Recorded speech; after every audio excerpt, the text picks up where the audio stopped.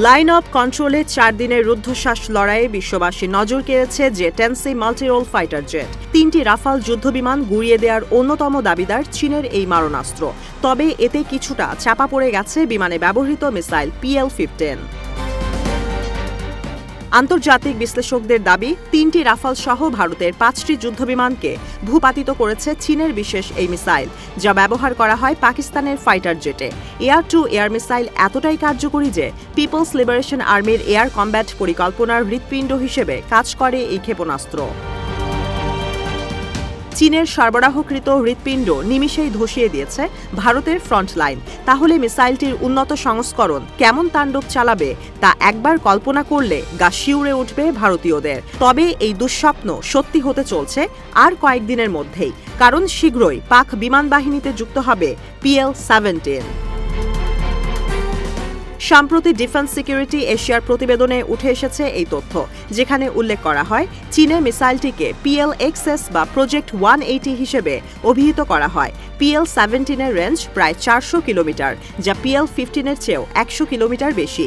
ইতোমধ্যেই চীনের 5ম প্রজন্মের যুদ্ধবিমান জে-10-20-তে ব্যবহার করা হয়েছে এই ক্ষেপণাস্ত্র। বর্তমানে জে-10C-এর সঙ্গে ইন্টিগ্রেশনের কাজ চলছে।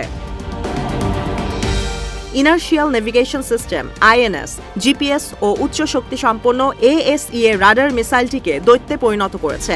লং রেঞ্জের পাশাপাশি অত্যাধুনিক প্রযুক্তির কারণে চোখের সামনে আসার আগেই শত্রুর এয়ারক্রাফট ধ্বংস করা সম্ভব।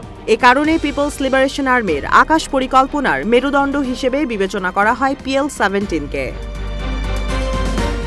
প্রতিবেদনে দাবি করা হয় ইন্টিগ্রেশন প্রক্রিয়া সম্পন্ন শেষে চীনের কাছে মিসাইলটি ক্রয়ের প্রস্তাব দিতে যাচ্ছে পাকিস্তান।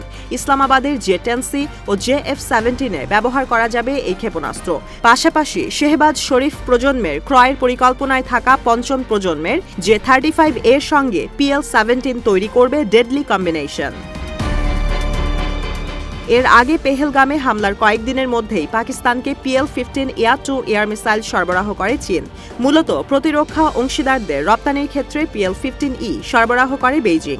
তবে ইসলামাবাদকে পাঠানো হয় পিপলস লিবারেশন আর্মি এয়ারফোর্সের জন্য তৈরিকৃত বিশেষ সংস্করণ PL-15।